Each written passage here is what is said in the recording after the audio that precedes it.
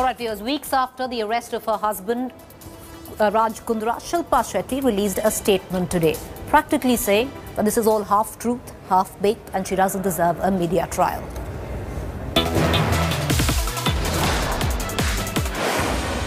Unwarranted aspersions cast on me don't deserve a media trial. I'm a law-abiding citizen. Stop spreading half-baked information. Shilpa Shetty has finally broken her silence on husband Raj Kundra's porn scandal. On Monday, the actor released this two-page statement where she claimed a lot of unverified claims have been made about her and her family. Shilpa reiterated she's a law-abiding citizen and will not offer any comment on the allegations as the matter is in court. First time since her husband's arrest in sensational porn racket case, Shilpa Shetty has spoken out. Though she has said that there are a lot of rumors and half-baked information doing the round, she has not commented on specific allegations and charges against her husband. Shilpa's statement comes days after the Bombay High Court refused to provide relief to the actor when she sought a gag order on media against reporting on the porn scandal in which her husband is right at the center. Shilpa was told by the court that she chose to be a public figure, which meant her life would be under a microscope. Shilpa earlier had also shared a cryptic post on Instagram on surviving challenges, seemingly talking about her husband's arrest. But the actor has avoided the public eye since Kundra's arrest. She has skipped her reality show shoots and hasn't appeared at any public event despite getting a clean chit from agencies on her involvement, at least for now, in the porn scandal. Proof is piling up against Raj Kundra with every passing day, and Shilpa Shetty has been in the line of fire since. While the actor has appealed for privacy for the sake of her family, she hasn't offered a single message of condemnation over how young girls were allegedly lured and cheated by Raj Kundra's firm. With Mustafa Sheikh in Mumbai, Bureau Report, India Today. All right, viewers, let's just move on right now. The Prime Minister seems to be the one who is now playing peacemaker between two sparring states, the state of Assam and the state of Mizoram. That's the latest.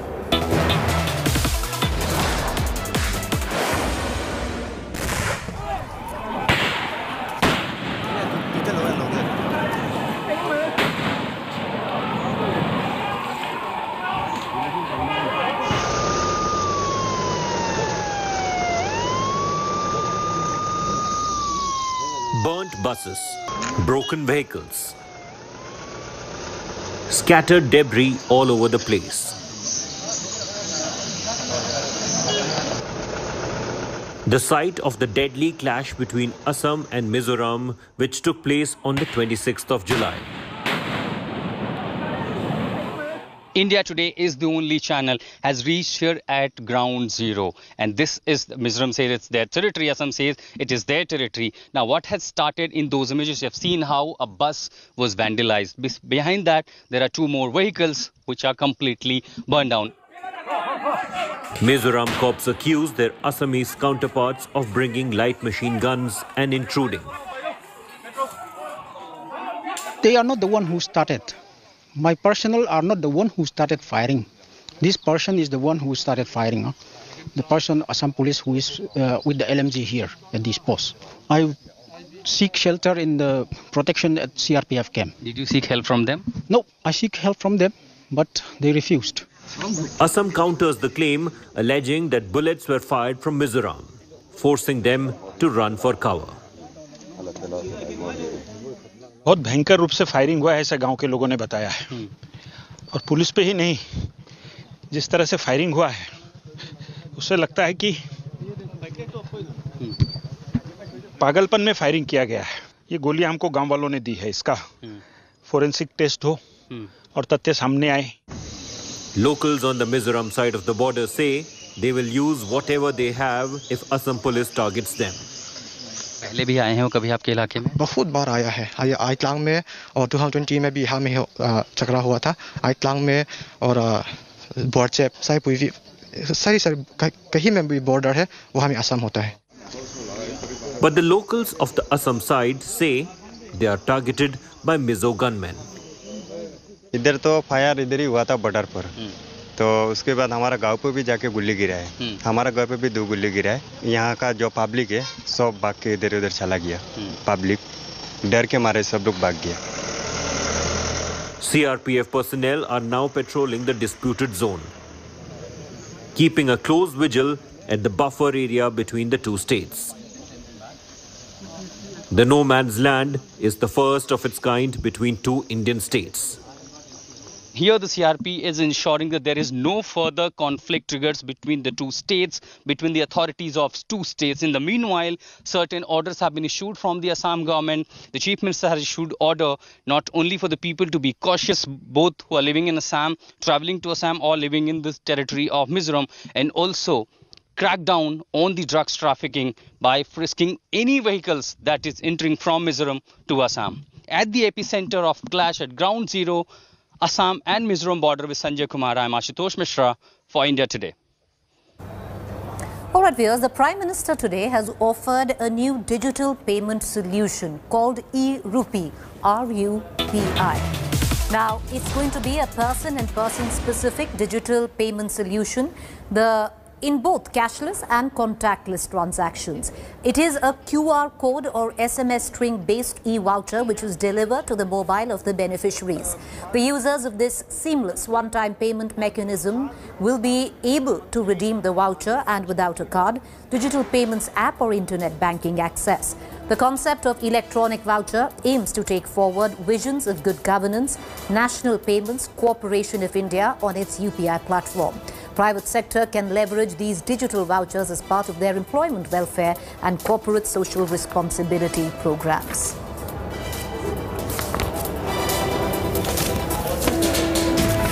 E-rupee एक तरह से person के साथ साथ purpose specific भी है।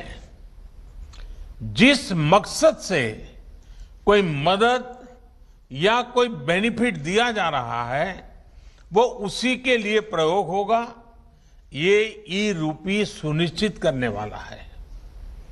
कोई अब अगर चाहेगा कि वो वृद्धाश्रम में 20 नए बेड लगवाना चाहता है तो ई-रूपी वाउचर उसकी मदद करेगा। आज हम टेक्नोलॉजी को गरीबों की मदद के, उनकी प्रगति के एक टूल के रूप में देख रहे हैं। आज दुनिया देख रही है कैसे भारत में टेक्नोलॉजी पारदर्शिता और ईमानदारी ला रही है, कैसे टेक्नोलॉजी नए अवसरों को पैदा करने में, उन्हें गरीबों को सुलभ बनाने का काम कर रही है, और कैसे टेक्नोलॉजी सरकार और लाल फीताशाही पर सामान्य मानवी की निर्भरता को कम कर रही है। All right, viewers, let's shift focus right now to all that's going on in Karnataka politics. Who's going to be in Bommai's cabinet? Who's going to be out? Well, very soon after his first visit, the Chief Minister of Karnataka is back in Delhi to meet the BJP High Command, primarily to discuss cabinet formation. If sources are to be believed, final names of who will make the cut will be decided, and expansion is likely to take place either Wednesday or Thursday. Sources also say that Bommai doesn't want deputy CMs, while BJP wants a deputy CM. The decision on induction of BSY's son into the cabinet will be decided by the party high command as well. The biggest challenge for Bommai will be to balance the different factions, inducting defectors, accommodating Yediyurappa loyalists and bringing new faces in. Meanwhile, lobbying has begun right ahead of the expansion for BJP MLAs. Arvind Bellar, Satish Reddy, CC Patil and Lakshman Savadi are in Delhi trying to talk to BL Santosh and Bommai.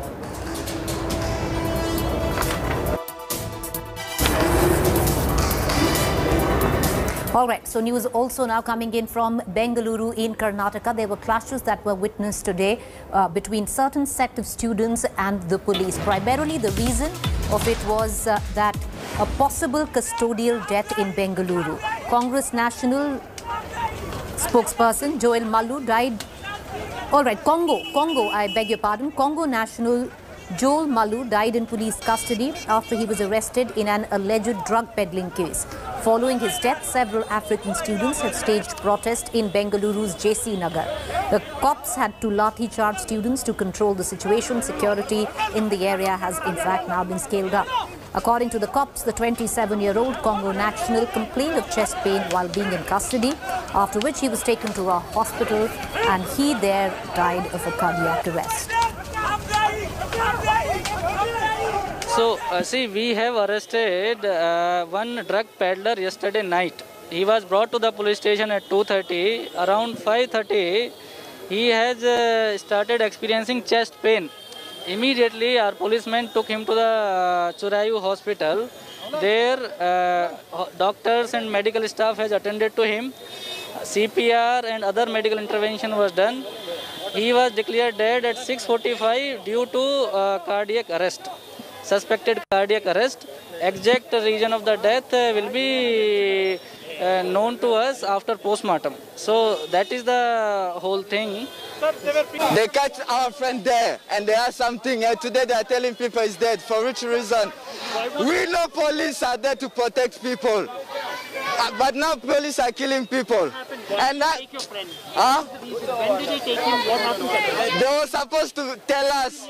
Well, we're now standing in front of the JC Nagar police station where a case of unnatural death was registered. In fact, the individual belongs to the Democratic Republic of Congo. Now, according to the police official statement, they say that the detainee Joan, also known as Joel Shindani Malu, that's his actual name, age 27, a national of Democratic Republic of Congo, suddenly developed chest pain. He was shifted to a nearby Chirayu hospital. According to the police, after administering treatment for almost 1 hour, he was declared dead at around 6:45 a.m. and this was due to suspected cardiac arrest. Once news spread from 1 o'clock in the afternoon, his friends from the Democratic Republic of Congo assembled over here. They started to protest from 1 to about 4:30, 4:45. It was over then that the IPS officer, DCP North, decided that enough is enough. They have to be detained and moved from the spot. That is when trouble started. One of the students actually pulled a lathi, which led to a major lathi charge on part of the police over here. Later on, many of them were detained, taken to different police stations. Many students also were severely injured when the police used their lathis by hammering them or beating them on their heads. As of now, DCP Meena tells us that a CID probe has been initiated. The JC Nagar police will not look into it. The CID will look into it and unravel what really happened. With video journalist Madhuwar, Nolan Pinto for India Today. Meanwhile, as fears of a third wave looms large, there are certain states which have actually opened out schools to children. Many kids across 3 states especially walked into school after nearly 2 years.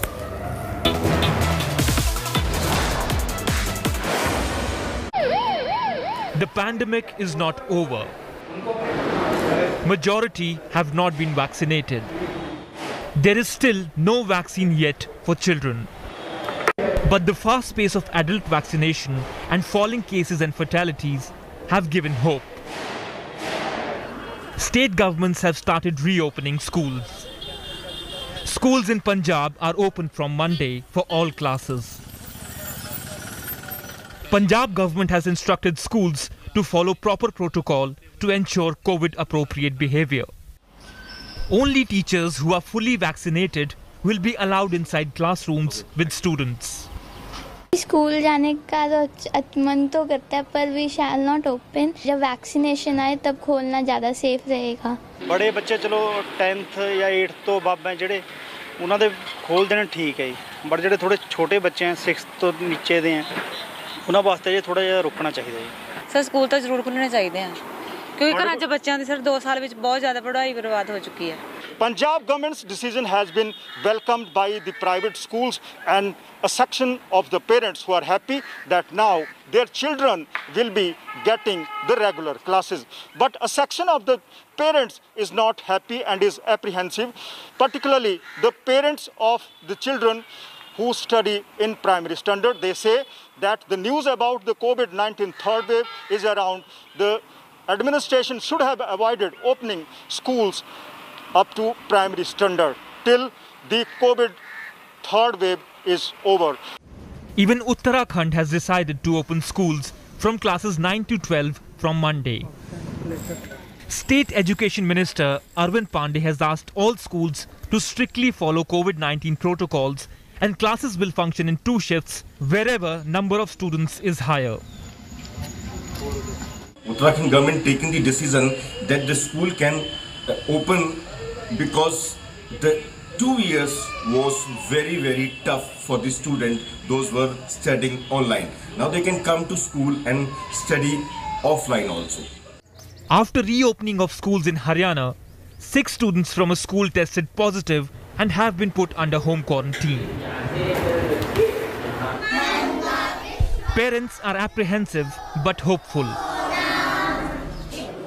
Will children across India finally be able to shake off the 1.5-year-old hiatus from classes? Bureau Report, India Today. Welcome back, viewers. You're watching our Fact Check segment where we bust certain claims masquerading to be facts on social media platforms and WhatsApp news. Now, posters seemingly have emerged thanking Prime Minister Modi for Mirabai Channu's medal in the Olympics. Well, this viral photo, viewers, is morphed. Nothing like that has happened. No posters thanking the Prime Minister for Mirabai's win have ever been posted anywhere in any state. With that quick fact check, time for us to wrap up 7 at 7, but do stay tuned, because up next is To The Point.